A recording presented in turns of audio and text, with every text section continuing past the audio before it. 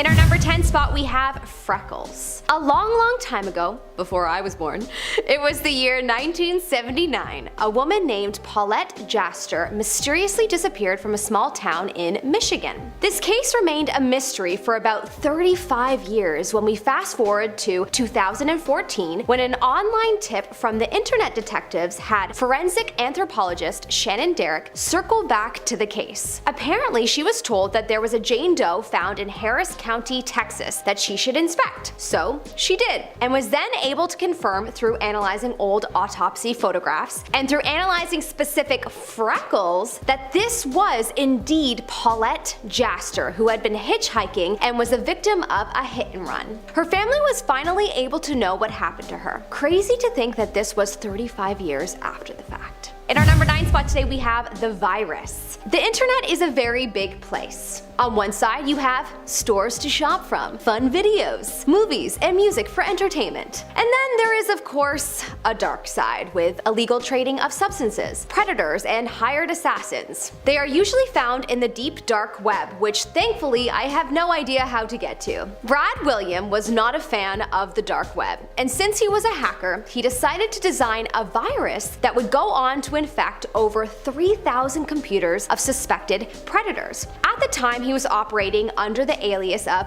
Omnipotent. Since he did obtain a lot of his evidence illegally, the authorities didn't act on a lot of it. Which arguably, there should be a rule that they can act on any proof when it comes to predators, no matter how it's retrieved, but maybe that's just me. He ended up helping secure some convictions though, and outed suspected predators, so at least he was able to help a little. In our number 8 spot, we have the lottery winner. There are millions of crimes around the world that have never been solved. Sometimes there's just not enough evidence and a case gets closed as time passes and no conclusion is made. That has changed a lot though since the dawn of the internet, as crime-solving detectives are everywhere. This is the case of this story. There once was a homeless man from Florida named Abraham Shakespeare who won the lottery and then was killed. Police unfortunately had no leads, and so the crime-solving enthusiasts of the internet put their detective hats on. Frequent visitors of a forum called Web Sleuth suspected a woman whom Shakespeare apparently transferred all of his previous lottery winnings to.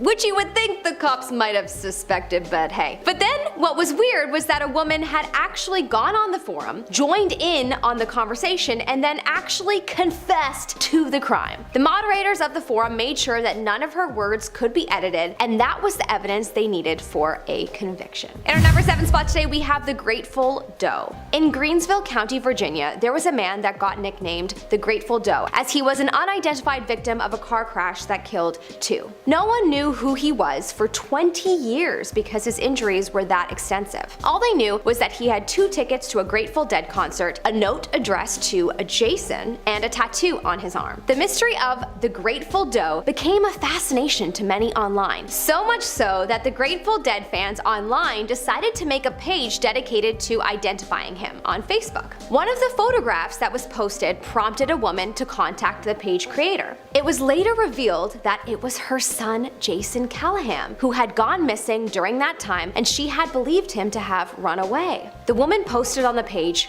"This is my son Jason Callahan from Myrtle Beach. I've been looking for him all this time with no luck. Today my other son saw this Facebook page, and after all these years of praying for him to just call me or come home, I found him. Please inbox or message or contact me." This was later confirmed by DNA tests. A wild story. To think all the people online that got involved helped bring that woman peace. In our number 6 spot, we have the online persuader. This is the case of 18-year-old Nadia Kajuji, who took her life by jumping off a bridge on the Rideau River in Ottawa. Apparently, she was going through quite a lot at the time, including a recent miscarriage and all the pressures that came along with school. A while after she passed, an online counselor named Cecilia Bay suspected a man and then later discovered that he had been persuading and assisting in the deaths of 5 or 6 people. His name was Melchert Dinkel, and his online name was Cami D. And it turns out that Nadia had spoken to him right before her death, and he had convinced her to take her life. But thanks to counselor Cecilia, he was charged on 2 accounts and hopefully will be in jail for life. Coming up at our number 5 spot today, we have the stolen computer. What is one item I would have a very hard time losing? Yes, my laptop. My laptop holds the keys to all of my deep secrets. and cute pictures of my dog, so the thought of losing it is terrifying. I know what you're thinking, just back it up, Mel, but then I have to rebuttal with saying that it's expensive and I just don't want to lose it. I can only imagine how it felt to be a man named Sean Power who not only lost his laptop but also his phone and some very important documents in a bag. Well, he didn't lose them, someone stole them, and naturally you would think, oh well, they're probably gone, don't waste your breath. But Sean wasn't ready to give up hope too fast. He actually took to Twitter to ask his 12,000 followers for help, and guess what? One of them actually managed to find his laptop and the other important documents. Love that. In our number 4 spot we have the bullies. Two 20-something men were brutally injured in Philadelphia on September 11th, 2014. Apparently there was a dispute about their sexual orientation that led to a group of individuals attacking them. One of the two men was so badly injured that his jaw was wired shut. The police released some surveillance footage online to see if any of the persons could be identified. This time the Twitter detectives got to work and began to narrow down the potential perpetrators through social media. Eventually there was enough evidence that the police was notified and the case was turned back to them. In our number 3 spot we have shaky evidence. On April 4th, 2015, Walter Scott, a 50-year-old black male, was shot by a South Carolina police officer named Michael Slager. For a long time he wasn't immediately charged, as the footage that was given into evidence by a person watching nearby was too shaky to be conclusive evidence. But then a Canadian film student named Daniel Vauchart, who was focusing on image stabilization at the time, worked on the footage and posted it as a GIF on Reddit. This image stabilization then proved this evidence to be conclusive, and Michael was sentenced to a 20-year prison sentence. In our number 2 spot we have the bucket. This is a wild and creepy story, and now knowing it, I may possibly have nightmares tonight. It was back in 2001 when a retired trucker by the name of Ronald Telfer discovered a bucket outside a Missouri truck shop. He didn't think much of it because it was a plastic bucket. A month later, he returned to the truck shop only to see the bucket still there, and so he decided he would take it. He had pigs at his house, and so he thought the bucket would be useful to feed the pigs. He emptied the bucket of what he thought was just hardened concrete, but inside there was also a human head. A woman online named Ellen Leach saw the picture of the head and was able to identify the head by seeing a photo on a missing person site for a man named Gregory May. Apparently his best friend Doug DeBruin killed him and would have gotten away with it if it wasn't for Ellen. He was sentenced to life in prison. In our number 1 spot we have the cyclist. This is another hit and run case that the internet has solved, and apparently these are the particular cases that they have solved a lot. Perhaps there are just a lot of car enthusiasts also very interested in crime solving. In this particular case, a Washington cyclist was hit and the incident was fatal. The cops had no leads on the case and took it to the online Sherlock Holmes of the world. The Reddit users were able to identify specific car parts, and then an ex-state car inspector was able to precisely pinpoint the make and model of the vehicle. The car ended up being quite an old car, a 1980s Chevrolet Silverado. And since not many people in this particular area still owned this car, the driver was found and convicted. Case closed.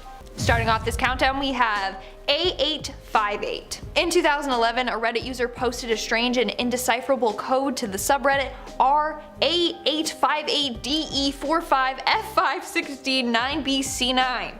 Very long, so people refer to it as A858 for short. On the subreddit, this user would post puzzles and cryptic messages. It gained a lot of traction and people were desperately trying to crack these puzzles. No one has been successful to this day. Things got strange when the original poster disappeared for 4 years. When they came back in 2015, that's when he began dropping subtle hints, including a message that when decoded, it revealed an image of Stonehenge. Sadly, in 2016, the page became private, and I believe that it still is private. In our 9th spot, we have Publius Enigma. This is an unsolved puzzle or riddle that was posted on the internet by a user named Publius. Basically, they said that there was a message hidden in the 1994 Pink Floyd album, Division Bell. Many people have tried to solve this puzzle, but none have been successful. It was said though that whoever solved the riddle would be given a reward.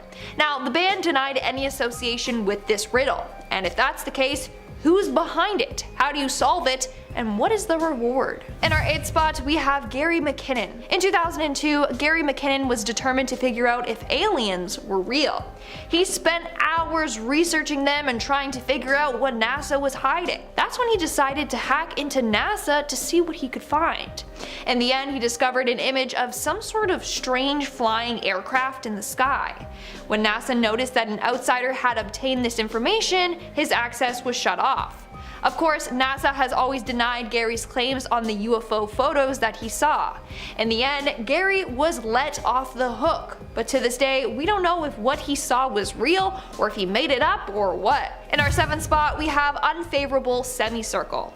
This is said to be YouTube's strangest mystery. It started in March of 2015 when a YouTube account with the title Unfavorable Semicircle was created. From there, they started to post weird cryptic videos, all titled with the Sagittarius symbol and then random numbers. The videos were often of abstract, pixelated images. Some videos were accompanied with weird and distorted sounds. In fact, in some of the videos, you can hear a muffled male voice breathing or reciting random letters or numbers. This channel posted thousands of these weird cryptic videos. To this day, nobody knows what the videos mean or who's behind them. Now here's where it gets weird. A bunch of Reddit users became determined to solve this mystery. From there, the channel gained a lot of attention. But as soon as this happened, YouTube suspended the account without explanation. The videos are basically lost forever. All that's left are bad screen recordings of them. Moving on to number 6, we have the Plague Doctor video. This is another very famous video on YouTube. The video features a person dressed in a Plague Doctor mask doing a bunch of weird stuff in a rundown building. Now, the video title was in binary code. When translated, it spelt out death in Spanish. How creepy is that? Not only that, but the video is filled with an awful buzzing sound. And apparently, if you put this buzzing sound into a spectrogram, which basically gives you a visual representation of the sound, it apparently makes the shape of a woman who's being harmed. To this day, no one knows what's up with this video, or who's behind it, or what it means. We are now at our 5th and halfway mark with Are Creepy. Now this is another part to that creepy Plague Doctor video. So when that video became viral, the subreddit Are Creepy became devoted to solving this mystery. However, along the way, some mysterious people started posting weird messages in the forum. One was a Morse code message that when translated said, "Red lips, life 10th." Don't know what that means at all. And then they also posted 2015 there will be 3. Again, no one knows what this means. Other messages included a list of chess moves, the coordinates to the White House, and coded disturbing images depicting violence against women. To this day, no one has been able to solve this mystery or find out who's behind all these posts. In our 4th spot, we have the deep web. The term deep web refers to the 80% of the internet that is inaccessible through normal internet browsers. And there's a reason why. The stuff on the deep web can be traumatizing. One person stumbled upon an online bid. When the bidding ended, it was revealed that they were bidding on a woman who was tied to a chair. The winning bidder could type what they wanted to do to her. Turns out that this was a torture murder live stream. Moving on to number 3, we have Mariana Mortegard Glesgorf. Excuse me, I know I just butchered that name. But this is apparently one of the scariest and most haunted videos on the internet. This video was posted on YouTube in 2008 and immediately unsettled everyone who watched it. It starts off with some man just staring into the camera, then out of nowhere, he starts laughing maniacally.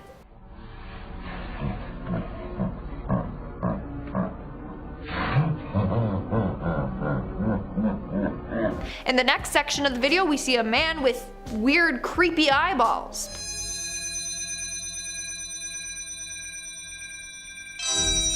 Now, the full video is 2 minutes long. However, you are warned never to watch the full video. It is said that if you do, it'll drive you insane. In fact, the entire video was apparently removed off of YouTube after 100 people took out their own eyeballs after watching this video and then mailed them to YouTube's main office in San Bruno. To this day, we don't know who created this video, why, and who's that man in the video. In our 2nd spot, we have The Killer. A number of killers have apparently used forum sites like 4chan to ask some pretty disturbing questions and tease others. On 4chan, one person discovered a post where someone asked what they keep in their freezer. This person replied with a picture of dead body parts in their freezer. Another killer decided to play a little game with some people on 4chan. He said that there was a missing person, and if they guessed who it was correctly, then they would give them a freebie and then coordinates to where her body was buried. And I don't know if she was ever found. And in our number 1 spot today, we have How to Be a Serial Killer. Now, this is the name of a website, thankfully no longer active, that used to teach people how to become a serial killer. The site was full with detailed explanations on how to kill people and get away with it. Eventually, the site was removed, but when you searched for it, a message popped up saying, "How to be a serial killer has been removed. If you're really interested in killing someone, why don't you start with yourself?" Excuse me? No. Okay, sorry. We still need to know who created this site and why. Starting off this countdown, we have Cicada 3301. Now, this is one of the most famous internet mysteries of all time. So it all started in 2012 when a mysterious organization, Cicada 3301, posted a weird message on 4chan. According to the message, there was a secret hidden within their posted image, and they were recruiting highly intelligent individuals to try and solve it. They said that solving this would lead them on the road to finding them, and that they looked forward to meeting those that solved it. Well, it turns out that by opening the image file in a text editing app, a string of characters would appear. When decoded, it led users to a website with even more weird messages. Some say that they solved the mystery. Others say that those who completed the puzzle are recruited for something and are never heard from again. What are they recruited for though? That's what I would like to know. In our 9th spot, we have Heaven's Gate. This was a creepy and popular American religious cult on the internet that believed in UFOs. In 1997, police found 39 members of the cult dead inside of a house. Apparently, the members took their lives in order to ascend and board an extraterrestrial spacecraft and go to another planet. They were all found wearing arm patches that read "Heaven's Gate Away Team." To this day, the website is still up and running, and no one knows who's running it. Now, in 2015, the administrators behind the website did do an email interview. In the interview, they called themselves Tela, which stands for the evolutionary level above humans. They claim that the dead members are actually alive and have transcended their human bodies, and that they will come back eventually. To this day, their identity still remains unknown. In our 8th spot, we have Chip Chan. This is one internet mystery that has always left me unsettled. Chip Chan is the name given to a Korean woman that was discovered in a 4chan webcam thread in 2008. It immediately caught the attention of a number of people because the footage revealed this woman sleeping in unusual positions for long periods of time at unusual times of day. In fact, at first, people thought that she was dead. She also sleeps in weird positions like on a chair or on the floor. After doing further investigation, users found that this woman believes that a mind control weapon was implanted into her ankle bone and under her left eyebrow. This chip is said to control her, and that's what's making her sleep all the time. She also claims that she is being held by a corrupt officer named P, and that she installed these webcams into her home so that she can see what happens to her when she's sleeping. This story is just so freaking creepy, and I don't think it's ever been solved. In our 7th spot today, we have Kanye Quest. Yep, not Kanye West, Kanye Quest. Kanye Quest 3030 is an RPG game that was released in 2013. Now, it seems just like a silly game. It centers around Kanye West, who on his way to take out trash travels through a wormhole and into the future. He then has to take down an evil dictator, and you got Tupac, Snoop Dogg, Dr. Dre in it, and you can have a rap battle with them. Now, the game seems pretty harmless.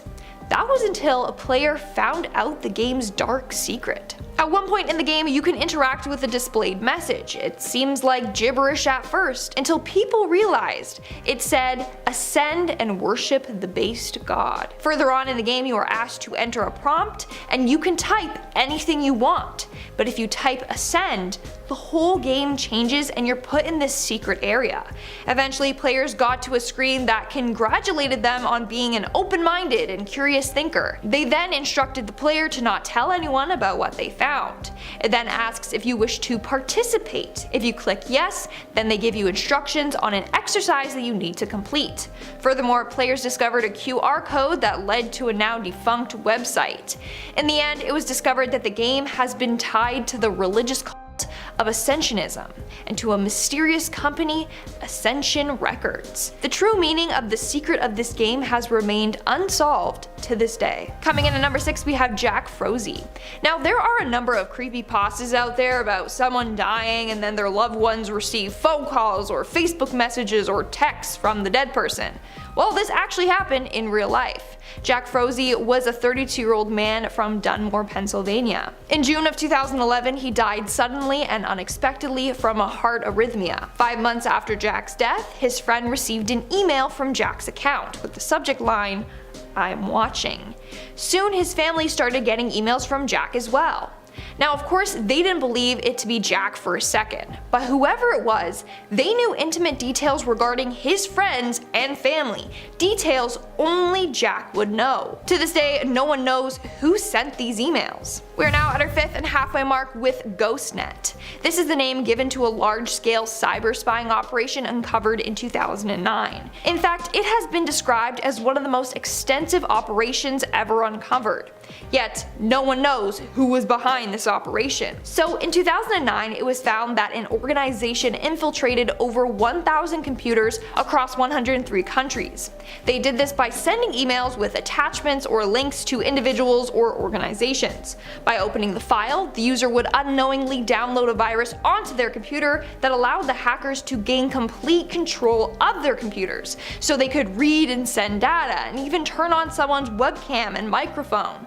Like I said, no one knows who was behind this, but since the network originated in China, some believe that the Chinese government had something to do with this. Others believe that the CIA or the Russian government were behind this. In our 4th spot, we have the most mysterious song on the internet. This is the title given to a song with an unknown name, sung by an unknown artist with an unknown origin. It all started when a man named Darius came across an old cassette and liked a song on there and wanted to find the name of it. Him and his sister couldn't figure it out, so they turned to the internet for help. Soon, thousands of music enthusiasts came forward to try and figure out this song. To this day, no one has figured out who's behind this song, hence why it's given the name the most mysterious song on the internet. What's even weirder is when the song was shared online, a number of people recognized it. They said that they have heard it before, they just can't put their finger on it. In our 3rd spot, we have Markovian Parallax Denigrate. This mystery started back in the 90s and revolves around a number of weird and confusing posts that appeared to be complete gibberish. Back then, there was something called Usenet, which was like a forum. On August 5th of 1996, hundreds of weird messages started appearing on Usenet. No one knew what they meant, but people knew that they were related because each post had one thing in common. The subject line read Markovian Parallax Denigrate. Turns out that these are secret codes, but no one has been able to crack them yet. In our 2nd spot, we have Ted the Caver. Now, some say this is merely just a creepypasta, whereas others believe it's a true story. I'll let you decide what you want to think. Back in February of 2000, a man known only by the name of Ted the Caver posted about exploring an unknown virgin cave passage in the US. According to Ted and his journal entries, when him and his friend entered the cave, they found a narrow passageway with a small hole. So they drilled the hole and decided to explore it further. But as they went to explore this cave, weird things began to happen. Him and his friend heard ghastly screaming, they found weird hieroglyphs on the cave walls, and apparently encountered evil spirits in the cave that followed them home. All of this was backed up with images of him and his friend exploring the cave. The last post was on May 19th, 2001, when Ted revisited the cave and said he would update everyone when he returned home. He never updated the post, making people believe that he never returned home. In fact, this mystery was so popular that a horror movie was made off of it. And in our number 1 spot today, we have the Lake City Quiet Pills. Now, this is another very weird and wild one. So it starts with the death of a Reddit user, Religion of Peace. He was a moderator for the subreddit Jailbait, which is disturbing on its own. But he mainly posted about his military experience and guns, and would encourage posts to get people to upload pictures on his website, LakeCityQuietPills.com. But as many investigated his site, they realized that hidden inside the site's HTML code was a motto. It said, and I quote, "Dispensing Lake City quiet pills to lousy bastards in need of permanent rest since 1968. It continued on saying, "Shade is maintaining the calendar and access to the file dump. Angel has the job postings for EU and Asia. We aren't sending anyone to me. No one. Don't ask for listings." Then what followed were what appeared to be job listings. Here are some. Immediate need, 8 to 10 Chinese Korean, fluent, Korean dialect accent, details after contact. 12-week, half pay. And they went on to say that they needed Arabic French people. No papers, no problems. A lot of people then theorized that this site was used as a way to pass assassination jobs back and forth. As people dug further, they found a government-owned bullet factory in Missouri called Lake City Ammunition Plant. Meaning, the quiet pills that they're referring to are bullets. I mean, yeah, you get shot by one of those and you'll be quiet. So maybe this website was a front for some illegal activity. Coming in at number 10, we have Jenna's Justice. Jenna Jameson is a retired adult film star and glamour model turned writer and TV personality. She's been around for many years and has garnered quite a few fans, as I'm sure you can imagine. She's worth quite a lot of money and has the luxury of being able to employ a staff. It seems, however, a jilted former employee of Jameson's stole from her and hacked her social media. They hijacked her Instagram and other accounts and began deleting photos. She took to 4chan's B forum and asked for help tracking the person down. She explained that the man may have given her false ID when she hired him. She asked 4chan to go easy on her and not to ask her for nudes in exchange for help, which is fair, right? Sure enough, 4chan found him. They found his address, his driving license number, his social security number, and his credit score, all within an hour. Jenna rewarded the finders with sultry snaps. Of course she did. Good on you. Coming in at number 9, who stood on the lettuce? 4chan will tell you. You know what? People messing with other people's food is actually really low. Call it a prank, call it what you want, but clearly if you do this kind of thing, you're a bit of a dick. Anyway, in 2012, an anonymous 4chan user uploaded an image of them standing in the serving trays of lettuce at Burger King with their shoes on. They wrote, "This is the lettuce you eat at Burger King." Gross. Honestly, I think shoes on is possibly even grosser than barefoot. Discuss. What do you think? Like, feet are, you know, feet, but shoes carry outside dirt, and what if a person had stepped in dog poop or something? Honestly, I certainly wouldn't want to eat at the Burger King that this is happening at, and I feel like the standard absolutely needs to be fired. How could this person even be found though? It kind of looks a bit like they're male from their shoe size and kind of clothing, but honestly, who can say? So, a possible male that works at a Burger King somewhere in the world. Turns out though, you can't mess with the mystery beasts at 4chan. The anonymous user had left the geotag in the image file that they uploaded, which meant that a smart reader was able to find out exactly where the image was posted within minutes. Mayfield Heights, Ohio. Minutes later, another user found the branch of the Burger King, 625 Mayfield Road, Cleveland, Ohio, 44124. There was even a phone number. They wrote, "Enjoy getting fired, OP." Someone else contacted the news and another user contacted Burger King. Suffice to say, mystery solved. Idiot fired. Okay. Tell grandma here, but what does OP mean? I don't know.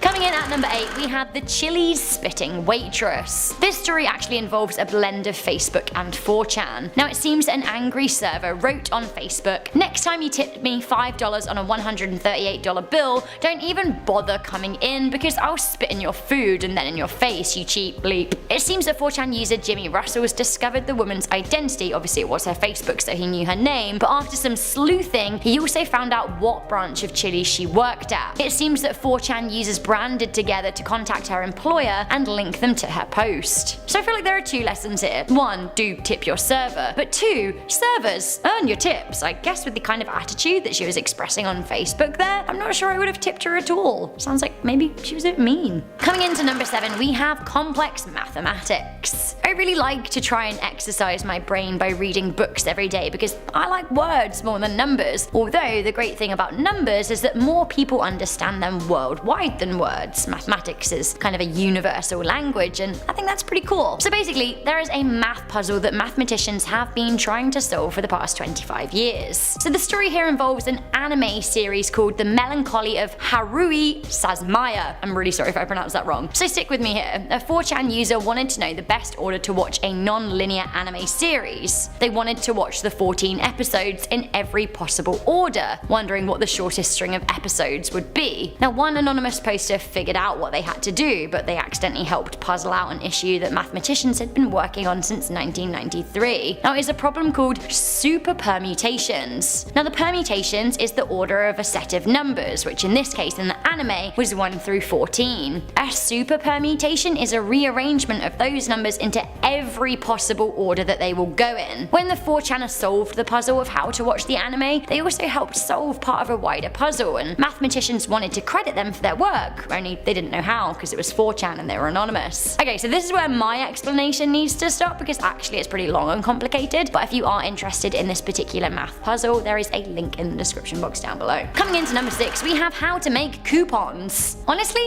I think I'd be pretty excited if I figured out how to make my own coupons that actually worked. I'm always searching for like Papa John's coupon codes and stuff like that. Coupons are like pretty magic. They get scanned at a till and you just get money off. Good.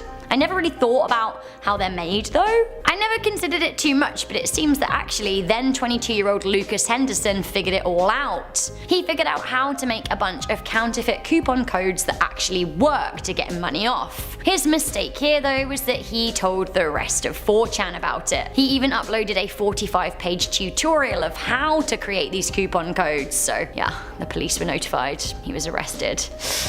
I've mentioned Papa John's, and now all I want is pizza. Can we take like a mid-list pizza break? Good? Great. Alright, now we've all got pizza, except me. Coming in at number 5, we have the nasty cat lady. I'm gonna show you something that actually might upset you, but don't worry, it does have a happier ending.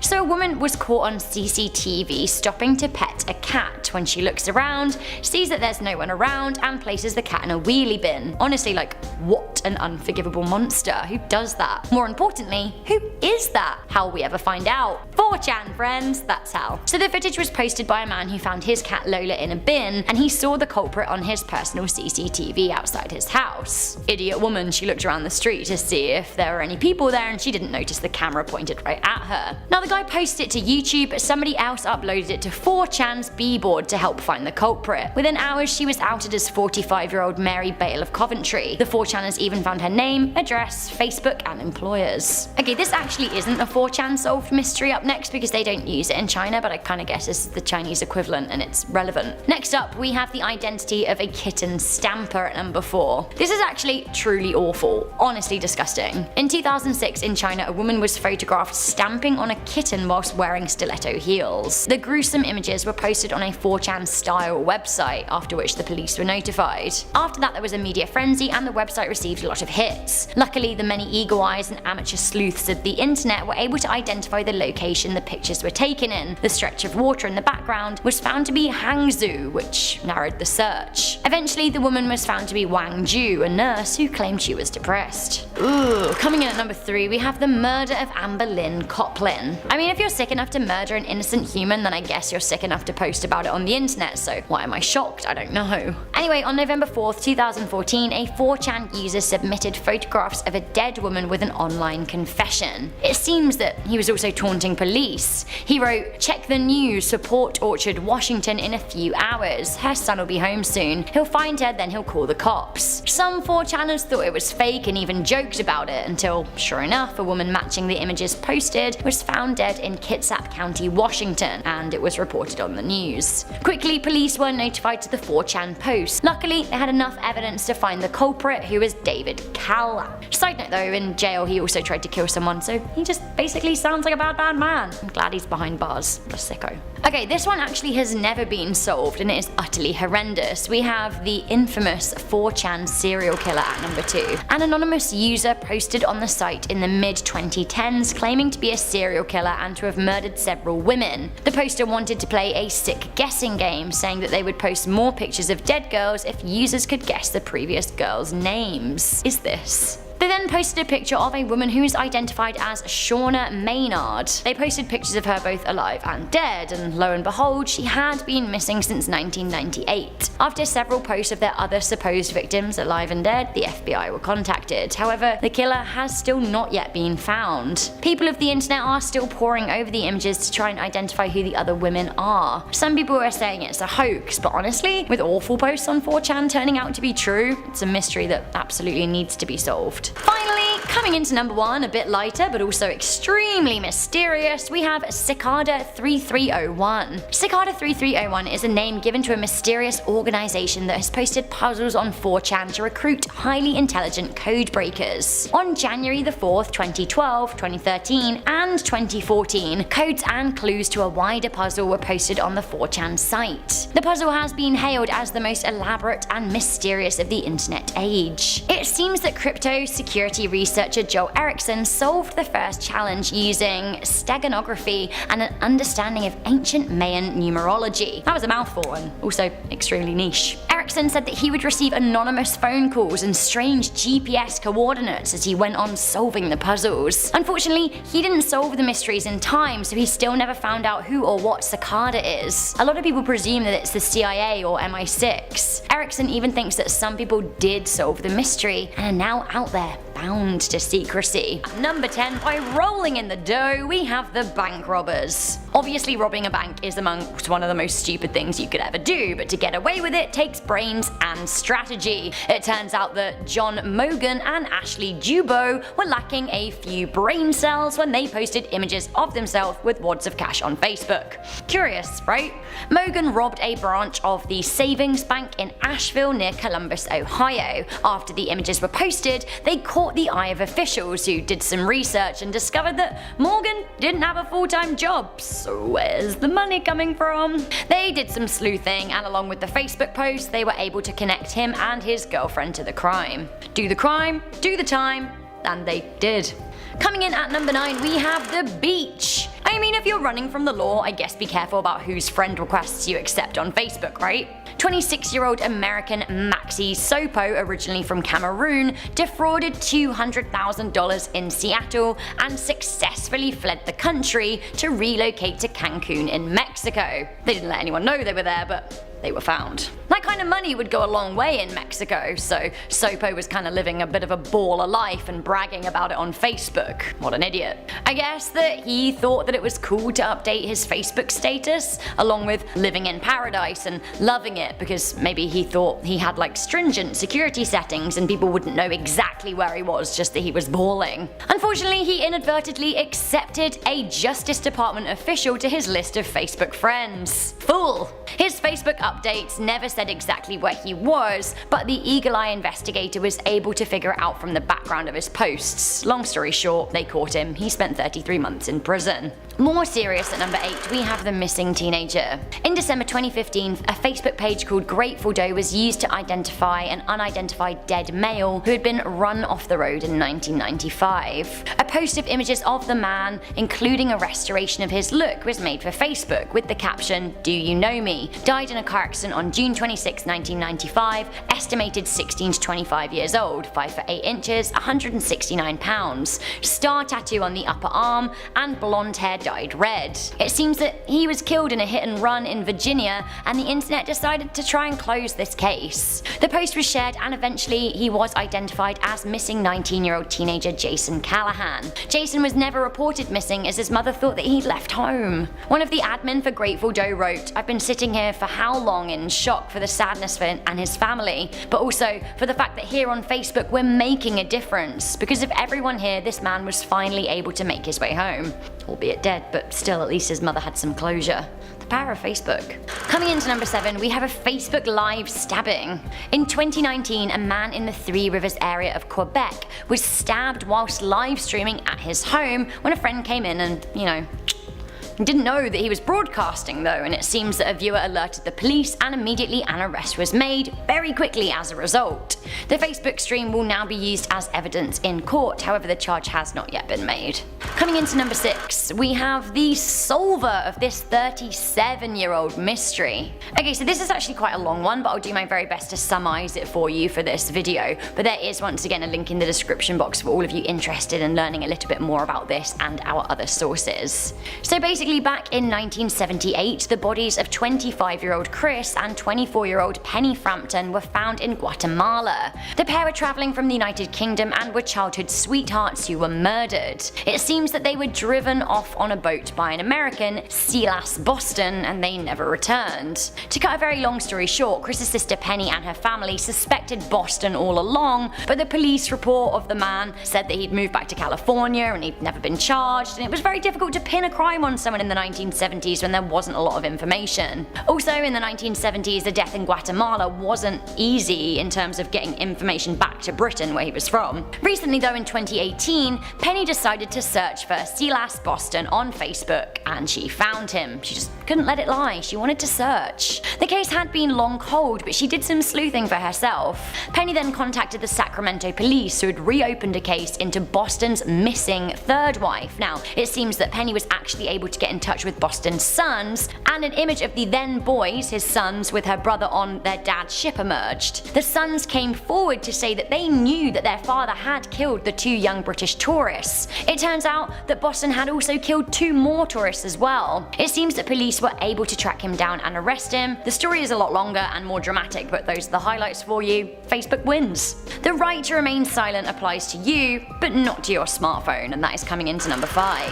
Facebook is landing a lot of people in jail, and honestly a lot of people are on the fence about it. It seems that in the United States, police officers have a right to collect cell phone data without having a warrant. You don't have a reasonable expectation of privacy on Facebook or your Facebook messages. Police are able to read private Facebook messages and go through Facebook search history data. Some people are okay with this, other people consider this a violation. Whatever your opinion, it has been used to solve crimes and convict criminals. On the other hand though, some people post stupid things on Facebook and don't realise that actually their joke threats or idle threats are being taken seriously, and then police officers show up at their door all from a silly Facebook post. People are ending up in court. I don't know, what do you think to that? Can you joke on Facebook, or should people be joking about serious things like that? Let me know your thoughts. Okay, this one is very bittersweet and then bitter again. Justice hasn't been served here. Coming into number 4, we have the case of Carolee Ashby. In 1968, there was no Facebook, no crowdsourcing of information, just a team of police officers who were working with physical paper files and lower quality identification technology in order to try and find their evidence. 1968 was the year that a 4-year-old girl died on Halloween as a result of a brutal hit and run in upstate New York. At the time, police did what they could, but the case went cold. Fast forward 4 decades, and one of the former police officers on the case, the now retired Lieutenant Russ Johnson, posted the story on Facebook saying that he regretted never finding her killer. The story was shared on Facebook and then shared again and then shared some more, and it seems it reached a woman all of the way in Florida. This woman had a friend who was scarred for life after she was the passenger in a car that hit a child on Halloween in New York in the 1960s. It was discovered that the man driving was Douglas Parkhurst, who was 17 at the time. Now the passenger carried guilt with her whole life, but never turned the man in. After this tip-off from Facebook, police then went in to question him, and he even admitted to the crime. Sadly though, the statute of limitations had passed and he couldn't be arrested for the girl's death. Ooh, this is a juicy one at number 3. We have Facebook finding a member of the mafia and bringing them to justice. The mafia! The mafia is an organised crime ring originating from Sicily, but famously has terrorised the United States, Italy and beyond.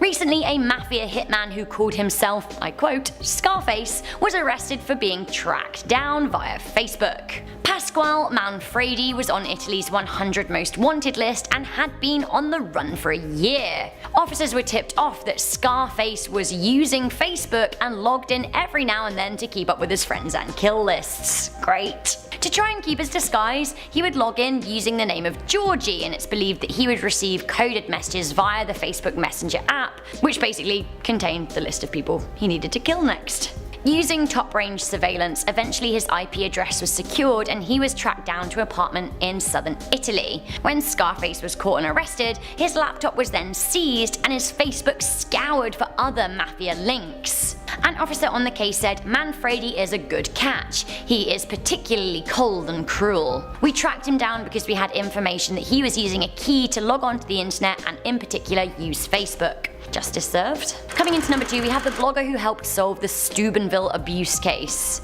In March 2019, a 45-year-old crime blogger created fake Facebook and Instagram accounts to do some online sleuthing around a rape case in her former hometown. Alexandria Goddard had read a viral article online about the case, which really was a hot topic at the time. Alexandria said, "I used to live in Steubenville, where the high school football players were treated like NFL players," and this actually did seem to be the case with Trent Mays and Malik Richmond, the teenagers that raped Jane Doe. She's a victim whose anonymity is protected, but known by many in the town. Alexandria said, "I thought that there was a lot more to this story and that the local media was probably not giving it the coverage that it needed because it was the football team." She said, "I went to the football team website, I pulled up the team roster and started going through social media." Alexandria was able to follow the boys online and she uncovered a string of incriminating evidence. Alexandria then used Facebook, Twitter and YouTube to expose the boys who had posted smoking gun evidence of the attack to their friends. Disgusting. The boys were arrested and charged, and justice thanks to one blogger who was paying attention when the town looked the other way. Finally, coming into number 1, Facebook was used to solve the murder case of Brittany Gargle. Back in Saskatoon, Saskatchewan in 2018, 18-year-old Brittany Gargle was found strangled to death. A chunky black belt was found near her body and criminologists suspected that it could have been the murder weapon. It turns out that the case of who killed the teen was solved when Cheyenne Rose Antoine posted an image to Facebook which police say was instrumental in solving the crime. The image was of Gargle with Antoine, and Antoine was wearing none other than the black chunky belt found near the body. The image was posted hours before the teen's death. Now, it seemed that the killer had tried to throw police off the scent by posting her own Facebook messages asking where her missing friend was. She had killed her.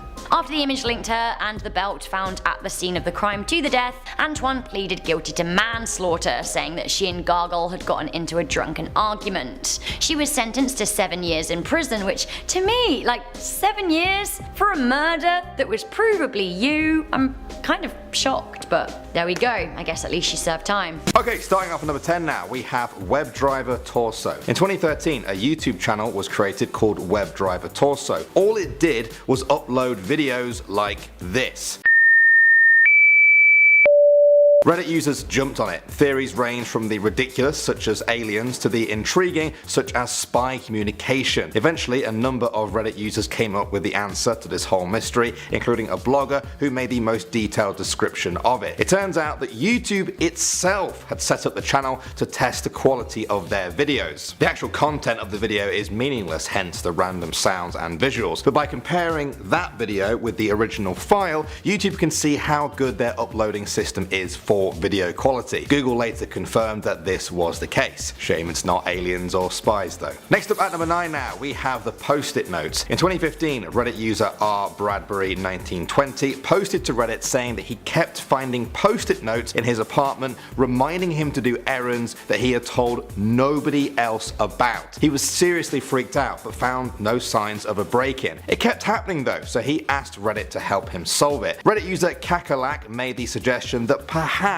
he was the one leaving the notes and just not remembering. He suggested it could be mental health, but also it could be a carbon monoxide leak. This odorless gas can have serious effects on people's brains and will cause death if levels are high enough. He replied by saying that he was having pretty bad headaches and that he'd set up his carbon monoxide detector right away. It was a good job he did that because that was the problem. The level had reached a dangerous 100 ppm, causing him to black out and forget that he wrote the post-it notes. Mystery solved, but even more importantly I think, a life saved. Coming at number 8 now, we have the nail through the wood. One day a Reddit user posted this image to Reddit. That's a nail going through a piece of wood, but how did it get there? As you can see, there is no hole on the piece on the left. How did the nail end up going through the other pieces? The user who posted it said he found it on a hiking trip. He said there was no visual trickery involved and the wood was just one solid block, no glue. Reddit was stumped. Nobody could figure out how it was achieved. And then,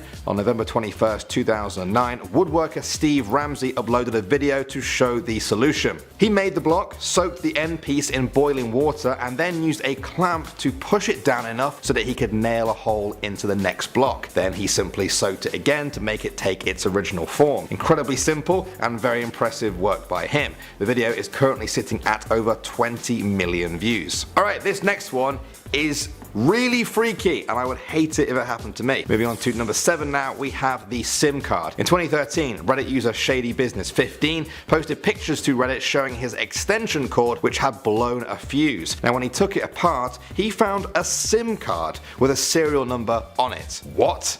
Yeah, I would freak out too. Reddit users realized there was actually a microphone attached to the device. He was being bugged. Every time someone rang that SIM card's number, it was then listening to the whole room. He called the number on the SIM card and an automated message said, "The service is now closed. If you have voicemail, you can turn it on." He then called O2, the SIM card's manufacturer, who told him that he'd need a warrant to find out who owned that number. Well, the mystery was solved of what exactly the device was. Now they just need to figure out who put it there. Next up at number 6 now, we have Hit and Run. In 2013, Reddit user Meathead posted an image of a broken tail light from a car that had been involved in a hit and run. He wanted to identify who the driver was. Not much to go on, really, with just a tiny bit of a tail light. 400 Reddit comments poured in and eventually they identified the tail light belonged to a grey 1991 Cadillac Brougham. He went to the police with that information and they were able to match it to a stolen vehicle. With this lead, they found the hit and run driver and then laid charges on him, or her.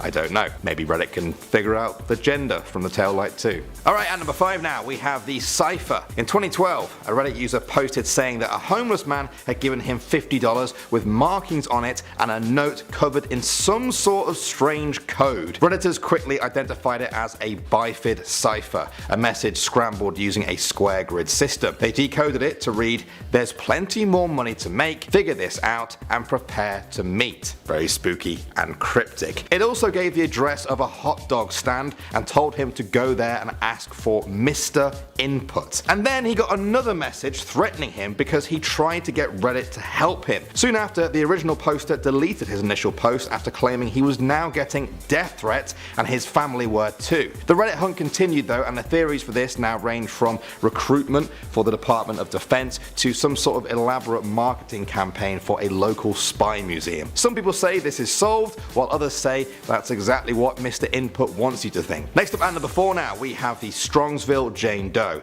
In 1975, 3 boys found a skeleton by a river in Ohio. It was identified as belonging to an 18 to 25-year-old woman who had been shot in the head some 5 months before her discovery. Detectives hit a dead end on identifying who she was, and it just became another cold case. Fast forward to 2015, where Reddit user Call Me Ice decided to do some digging on the case herself. She managed to obtain the original autopsy report, including a photo of the woman's skull. She then enlisted the help of a forensic scientist to create this facial reconstruction. A while later, they found this image of a 17-year-old Linda Pagano who went missing in September 1974 after an argument with her stepfather. They contacted the medical examiner's office, who say they were already working on that exact match. Shortly after, Linda's sister confirmed that the skeleton did belong to Linda. The Reddit community praised user Call Me Ice for her incredible initiative and detective work. Moving on to number 3 now, we have Stonehenge. In 2011, Reddit users noticed that someone had created a strange subreddit with a long string of numbers and letters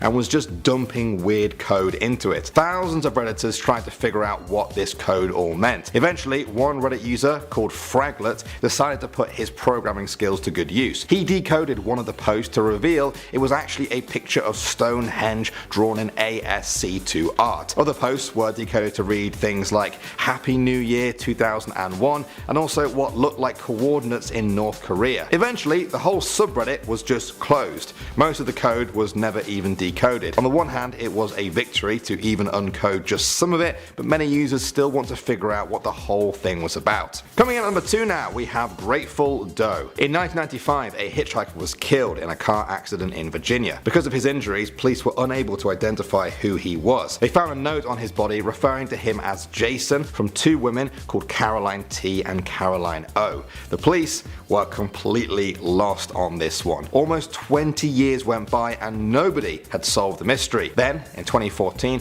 Reddit user Zombie Gray, real name Layla Betts, began to research the cold case herself. A whole community sprung up on Reddit to help her. She posted digitally recreated pictures of the hitchhiker. Then she was contacted by a man who said the images looked a lot like his roommate Jason Callahan, who he hadn't seen since 1995. That's when they realized they were onto something. Incredibly, Jason's mother saw these pictures online at the same time. They were able to contact the Virginia Medical Examiner's Office to do a DNA comparison between the hitchhiker and Jason's mother. Sure enough, it was a match. Layla Betts, with the help of the larger Reddit community, had solved a 20-year-old cold case and brought closure to Jason's family. And finally, at number 1 now, we have the box of crazy. In 2013, Reddit user TramStopDan posted images of a box that he found in the trash. What he found inside was this weird collection of posters, illustrations, maps, and personal belongings. Some of the text and pictures made references to alien invasions and trains with animal faces.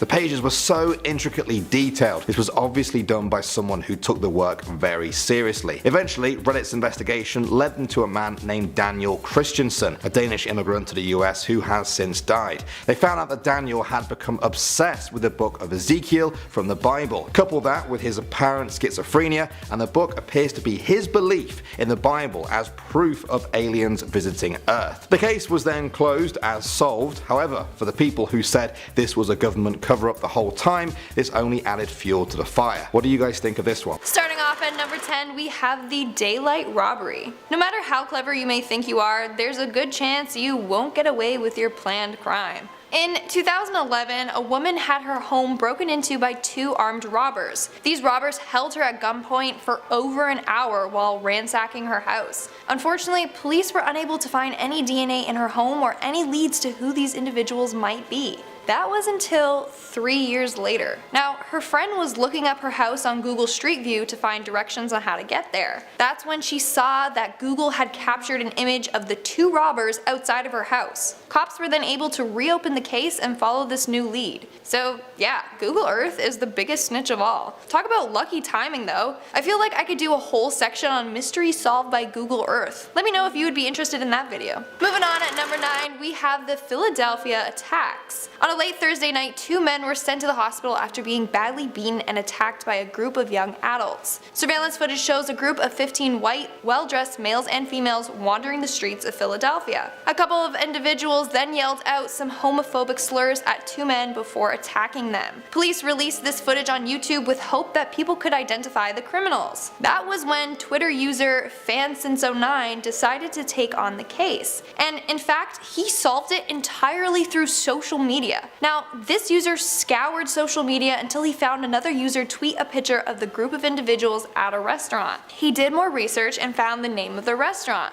La Viola. From there, he went to Facebook's graph search. Basically, this is a search system that can show you who has recently checked into the restaurant. From there, he was able to narrow down who the suspects were. He has been a huge help in solving this case. In our 8th spot, we have the lottery winner murder. In 2009, Abraham Shakespeare, a Florida man and winner of a $32 million lottery, was found murdered. The police had no leads on this case or even any suspects. However, individuals created a forum for Abraham's case. There, web sleuths were able to post theories on who they believed the murderer was. Obviously, the main motive for killing was thought to be his lottery winnings. So, who would be someone who wanted Abraham for his money? The sleuths ended up creating a theory that a woman named Doris Moore, referred to as Dee Dee, was the murderer. Now, Dee Dee was his financial advisor. and cops could not prove that she was guilty until she started commenting on the forum. So Dee Dee saw the theories pointing fingers at her and decided to hop on the discussion. At first, she created an account anonymously. There she would refute those accusations. Then she would post comments as herself and further defend herself. However, web sleuths noticed that both the accounts had matching IP addresses. It was suspicious how she was trying to point fingers at other people and go through this length to clear her name. Police were able to use this to arrest her. Eventually, Dee Dee was found guilty and was sentenced to life in prison. Coming in at number 7, we have the stolen laptop. On a trip to New York, a man named Sean Power had his laptop, cell phone, health card, and other important documents stolen from him. He thought that these items were gone forever until he found an app called Prey. Now, Prey ended up locating his laptop, but that's not all. It also took screenshots of what the individual was searching and turned on the web camera to show him who the thief was. It showed him that this man was at a bar in Manhattan. He then went on Twitter to tweet about his findings. In fact, some of his New York followers went to the bar to keep an eye on this man until authorities arrived. The app also allowed Sean to figure out the thief's name from his Skype and Gmail account. Sean eventually was reunited with his laptop. I'm telling you, that's why I have something covering up my webcam. Like, it's just so easy for people to hack into and just watch you, so. But I'm glad that justice was served. Moving on, for number 6, we have the drunk driver. In 1968 on Halloween night, 4-year-old Carolee Ashby was out with her cousin when she was hit and killed by a drunk driver. The driver failed to stop as they were crossing the intersection. Now, this was a cold case for 45 years until police decided to share the details of the case on Facebook. That was when one Facebook user came forward with more information on the crime. This woman lived in the area in 1968, but now she lives in Florida. She told police that she was asked by the Parkhurst family to tell police that she was with Douglas and his brother on Halloween night. She always wondered why she was asked this. With this information, police reinterrogated Douglas Parkhurst and he admitted to killing Carolee that night. However, no charges can be filed against him since the statute of limitations has expired, which is incredibly frustrating. We are now at our 5th and halfway mark with the stolen caravan. In 2010, a caravan was stolen off of someone's driveway in broad daylight. Police had no leads on this case. They don't know what happened to the car, who took it, or where it is now.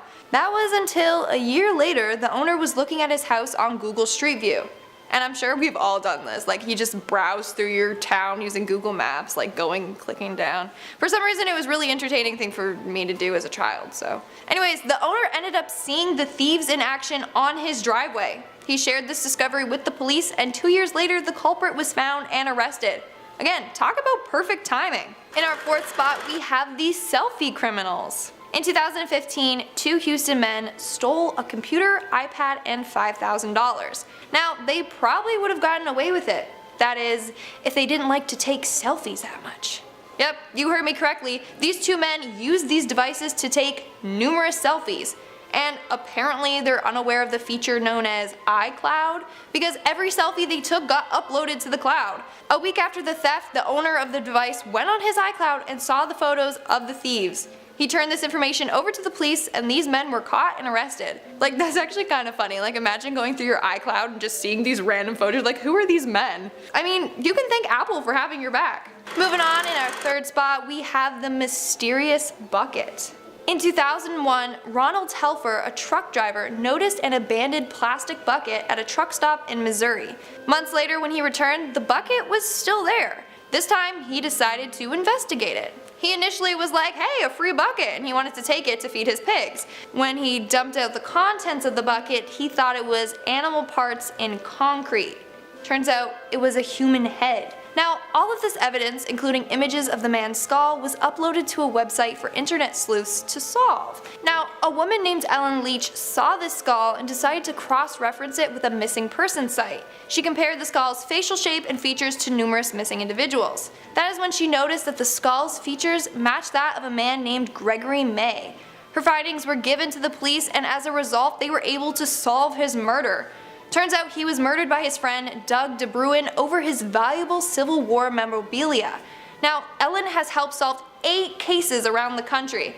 I think it's time that they start paying her for all her help, or just give her a medal or something, honestly. In our 2nd spot, we have the hacker.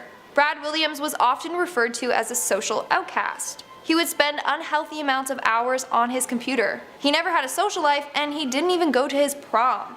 Well, turns out that Brad was doing important sleuthing business on his computer all these years. So Brad created a Trojan virus that allowed him to take control of any computer that downloaded it. He ended up infiltrating 3,000 computers. Now what he would do was go through individuals' emails and documents to try and find online pedophiles. He spent 3 years tracking down these pedophiles, even ignoring arrest threats from the police. Well, Brad ended up exposing numerous child predators across Canada, the US, and Russia. See, this is one individual that uses their power for good. And in our number 1 spot, we have the hit and run. In August of 2018, police were investigating a hit and run accident. It left a bicyclist dead at the scene of the crime. Now the only clue to go by was a small part of a car headlight. Washington State Police uploaded a picture of the car part to Twitter and asked for help identifying it. The image got spread around and ended up on the subreddit "What is this thing?" That is when a user was accurately able to identify what car it belonged to. This user was a state vehicle inspector for a long time. He posted saying it was from a 1988 Chevy Silverado headlamp bezel. This narrowed down the police search, and they ended up arresting the criminal responsible for the hit and run. So this Reddit user single-handedly solved this case. Pretty interesting.